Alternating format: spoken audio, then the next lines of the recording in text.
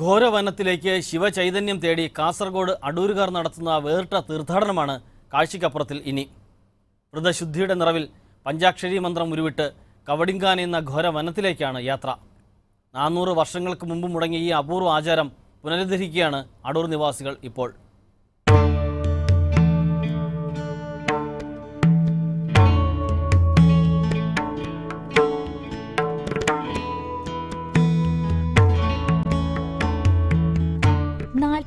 ദിവസത്തെ വ്രതമെടുത്ത് ഗ്രാമവാസികൾ ഓം നമഃശിവായ പഞ്ചാക്ഷരി മന്ത്രം ഉരുവിട്ട് മഹാലിംഗേശ്വര ക്ഷേത്രത്തിന്റെ നവീകരണ കലശോത്സവത്തിന്റെ ഭാഗമായി മുഴുകിയിരിക്കുകയാണ്. ക്ഷേത്രത്തിന് തെക്ക് ഭാഗത്തുള്ള ഘോരവനമായ കവടിങ്കാനയിലേക്ക് ശിവചൈതന്യം തേടിയുള്ള യാത്രയ്ക്ക് കെ വാസുദേവ തന്ത്രിക്കൊപ്പം 48 ദിവസത്തെ വ്രതമെടുത്ത് ക്ഷേത്ര ചുറ്റുമതിൽ വിടാതെ കഴിയുകയാണ്. കഴിഞ്ഞ നവംബർ 27 മുതൽ അടൂരിലെ വീടുകളിലൊന്നും മത്സ്യമാംസാദികൾ ഉപയോഗിക്കാറില്ല. ഈ ഗ്രാമത്തിലുള്ള എല്ലാ ഹോട്ടലുകളും സസ്യഭക്ഷണശാലകളായി മാറി. ഇറച്ചിക്കോഴികളും മീൻ വിൽപ്പനയും ഇല്ലാതായി.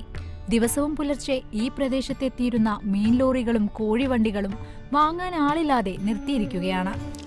ഒരു 75% കച്ചവടം കുറവാണ്. പിന്നെ വ്രതം അനുഷ്ഠിക്കുന്നവരാരും ഇതുവരെ കോഴിക്ക് സമീപിച്ചിട്ടില്ല. നമ്മളെ കച്ചവടം ഇവിടെയുള്ള 4 കടയിലും കച്ചവടം കുറവ് തന്നെയാണ് അറിയാൻ കഴിഞ്ഞത്. ഇല്ല, മുട്ടയോ മാംസമോ മീൻ വരെ കച്ചവടം വളരെ കുറവ് തന്നെയാണ്. 2-3 ആൾക്കാർ വരുന്നുണ്ട്. അവരൊന്നും ഇപ്പോൾ വരലില്ല. വന്നാൽ തന്നെ അവർക്ക് കച്ചവടം ഇല്ലാത്തതുകൊണ്ടാണ് അവർ വരാത്തത്. കാസർഗോഡ് കുമ്പളസീമയിലെ പ്രധാന ക്ഷേത്രങ്ങളിലൊന്നായ അടൂർ മഹാലിംഗ ക്ഷേത്രത്തിലെ പരമശിവന്റെ ചൈതന്യം കൂട്ടാൻ മകരസംക്രമ ദിവസമായ ജനുവരി 14-നാണ് കവടിങ്കാന യാത്ര നടത്തുന്നത്. ക്ഷേത്രത്തിൽ നിന്നും 6 കിലോമീറ്റർ നീളുന്ന വനയാത്ര കാടും വള്ളികളും കൊത്തി വഴിതെളിക്കാൻ മലകുടിയ വിഭാഗത്തിൽപ്പെട്ട വെള്ളിയപ്പ കമ്മാടിയും ഉണ്ടാകും. മുൻകാലത്ത് ക്ഷേത്രത്തിന്റെ പ്രധാന സ്ഥലമായ കവടിങ്കാനയിലേക്ക് തന്ത്രിക്ക് വഴികാട്ടിയത് ഈ സമുദായത്തിൽപ്പെട്ടവരാണെന്നാണ് ഐതിഹ്യം. അവിടെ കാവിലൊക്കെ പോകാനുള്ള വഴി കാണിച്ചു കൊടുക്കാനുള്ള അത് ഉണ്ടെന്ന് പറയുന്നത്. അത് തന്ത്രിയുടെ കൂടെ ഞാൻ പോകണമെന്ന് പറയുന്നത്. ദൈവനിശ്ചയം പോലെ ഇത് എങ്ങനെ വരുന്ന ദൈവത്തിനെ അറിയും. മതസൗഹാർദ്ദം വിളിച്ചോതിക്കൊണ്ട് പഴയ കാലത്തും മുസ്ലിം സമുദായത്തിന് ഈ ക്ഷേത്രവുമായി അഭേദ്യ ബന്ധമുണ്ടായിരുന്നു. കാസർഗോഡ് മൊഗരാലിലെ കാവുക്കാർ കുഞ്ഞിപ്പക്കിയുടെ പിന്തുലമുറക്കാരും ഈ യാത്രയിൽ പങ്കുചേരും. നാട്ടുകാർ ഭക്താഭിമാനങ്ങൾ കൂടെ 48 ദിവസത്തെ വൃത്ത ആചരണ ആക്കിക്കൊണ്ടുണ്ട്. അപ്പോൾ ഈ വൃത്ത ആചരണ ആക്കണമെങ്കിൽ ഹിന്ദുകൾ മാത്രം അല്ലാതെ നമ്മളെ മുസ്ലിം ബാന്ധവർ കൂടെ ഇതിന് സഹകരിച്ചു. വനഭൂമിയിൽ നിന്നും ശിവചൈതന്യം തുടിക്കുന്ന മണ്ണുമായി തന്ത്രി മടങ്ങിവരും. ആ മണ്ണ് ക്ഷേത്രത്തിലെ ശ്രീകോവിലിലെ മൂലപ്രതിഷ്ഠയായ ശിവലിംഗത്തിൽ മെഴുകി അഷ്ടബന്ധം നടത്തും. തുടർന്ന് സഹസ്ര കുംഭാഭിഷേകവും നടക്കും. കവടിങ്കാന യാത്രയോടനുബന്ധിച്ച് 48 ദിവസത്തെ വ്രതമെടുത്ത് കഴിയുകയാണ് വാസുദേവ തന്ത്രി. നിത്യവും 12,000 തവണ ഓം നമഃശിവായ ഉരുവിടുന്നു. ഇങ്ങനെ ഉരുവിട്ട് 48 ദിവസം കൊണ്ട് അക്ഷരലക്ഷം മന്ത്രം പൂർത്തിയാക്കിയ ശേഷമാണ് കവടിങ്കാനയിലേക്കുള്ള യാത്രയെന്ന് തന്ത്രി പറയുന്നു. രാവിലെ അണിച്ചിട്ട് ഇപ്പോൾ ദേവൻ്റെ നട തുറക്കുമ്പോൾ അപ്പോൾ ആടെ വന്നിട്ട് ആടെ ദേവൻ്റെ ആ സാമീപ്യത്തിൽ ആ പഞ്ചാക്ഷരി ജപ പറഞ്ഞത് നിർദ്ദേശം അതേപോലെ ആ പഞ്ചാക്ഷരി ജപ ചെയ്യുന്നു. അപ്പോൾ അത് അക്ഷരലക്ഷായെങ്കിൽ അതൊരു ആ ദേവൻ്റെ അനുഗ്രഹമെന്ന് കണക്ക്. ഗ്രാമത്തിലെ 32ഓളം പ്രാദേശിക സമിതിയിലെ ഭക്തർ നാടിന്റെ ശാന്തിക്കും സമാധാനത്തിനും വേണ്ടി കയ്യും മെയ്യും മറന്ന് ഒരുമിച്ച് ക്ഷേത്രത്തിന്റെ നവീകരണ ജോലിയിൽ ഏർപ്പെട്ടിരിക്കുകയാണ്. ക്ഷേത്രത്തിന് കിലോമീറ്ററുകളോളം ചുറ്റളവിൽ മാലിന്യങ്ങളും കാടും വെട്ടിത്തെളിച്ച് പരിസര ശുചീകരണത്തിൽ ഏർപ്പെട്ടിരിക്കുകയാണ് ഇവർ.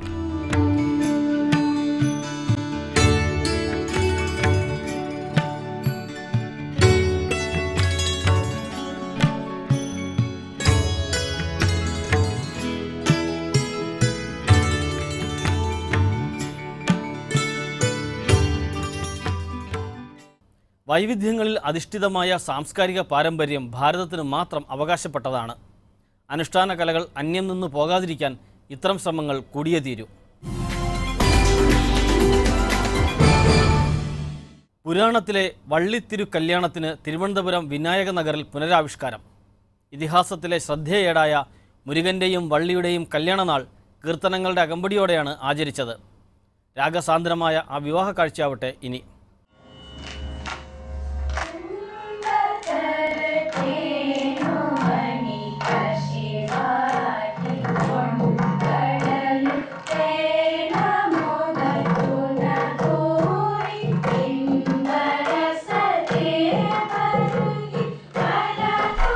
സംഗീതസാന്ദ്രമായി ഒരു കല്യാണം. തിരുവനന്തപുരത്തെ തമിഴ് വംശജരായ വിനായക നഗർ നിവാസികളാണ് പുരാണത്തിലെ മുരുകന്റെയും വള്ളിയുടെയും കല്യാണനാൾ കീർത്തനങ്ങളുടെ അകമ്പടിയോടെ വള്ളിത്തിരു കല്യാണമായി ആചരിക്കുന്നത്.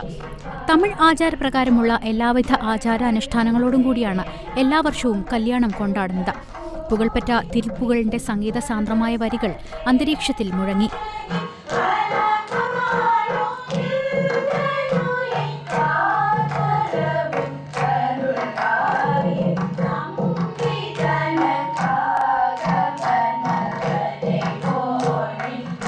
കല്യാണ ചടങ്ങുകൾ ഓരോന്നായി പുരോഹിതന്റെ കാർമ്മികത്വത്തിൽ നടന്നു. തിരുവനന്തപുരത്തെ തിരുപ്പുകൾ അൻപറുകൾ സഭയും ബ്രാഹ്മണ സഭയും സംഘടിപ്പിച്ച കൂട്ടായ്മയിലൂടെ പുരാണത്തിലെ വള്ളിത്തിരുക്കല്യാണം പുനരാവിഷ്കരിക്കുകയായിരുന്നു ഇവിടെ.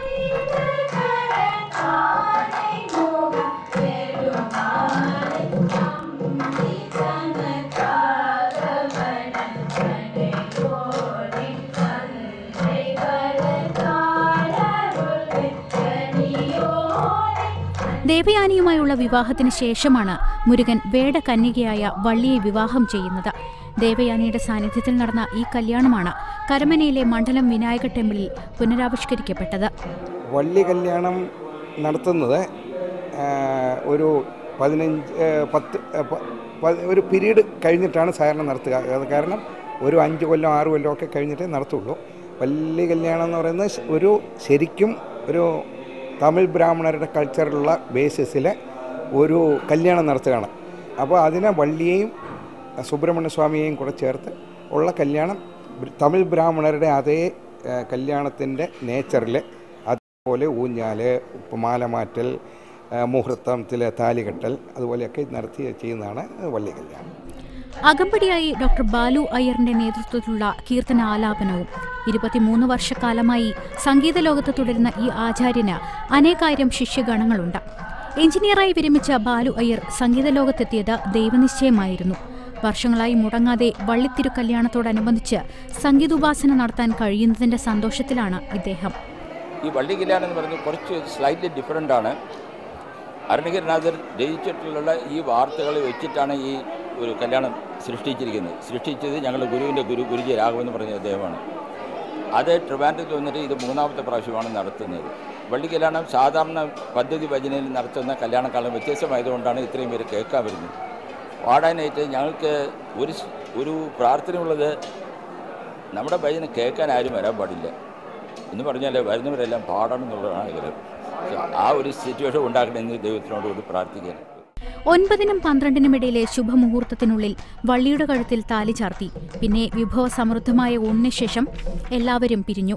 എല്ലാ വർഷവും തുടരുന്ന ഈ കല്യാണം അസാധാരണമായ ഒരു കൂട്ടായ്മയുടെ കാഴ്ച കൂടിയാണ്. ഇത് ആരോടും പറയണ്ട, എല്ലാവർക്കും ഒരുതരം ഇൻസ്പിറേഷൻ തന്നെയാണ്. എല്ലാവരും വന്നോളും. ഇത് ഇപ്പോൾ തന്നെ നിങ്ങളെ കാണാനൊക്കെ ഹാളിൽ നോക്കിയാലൊക്കെ ഒരു 10-600 പേരെങ്കിലും ഇത് നമ്മൾ ഓർഗനൈസ് ചെയ്യേ വേണ്ട, നമ്മൾ പറഞ്ഞാൽ മാത്രം മതി. അവർ വന്നോളും. അവരുടേതായ എല്ലാ പങ്കും അവർ വഹിച്ചോളും. ഒരു കൂട്ടായ്മ, ശരിക്കും പറയുകയാണെങ്കിൽ ഒരു കൂട്ടായ്മ. പാരമ്പര്യത്തിന് തനിമ കാത്തുസൂക്ഷിക്കുന്ന തിരുവനന്തപുരത്തെ ഈ ബ്രാഹ്മണ സഭയുടെ പ്രവർത്തനങ്ങൾ മറ്റുള്ളവർക്ക് മാതൃകയാകുമെന്ന് പ്രതീക്ഷിക്കാം.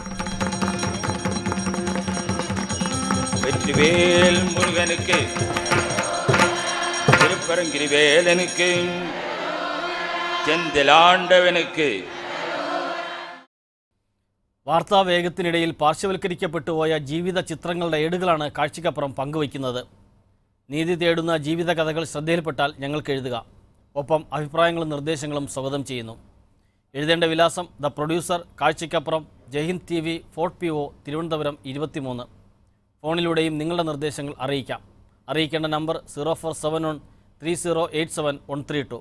വീണ്ടും അടുത്ത ആഴ്ച. ജയ് ഹിന്ദ്.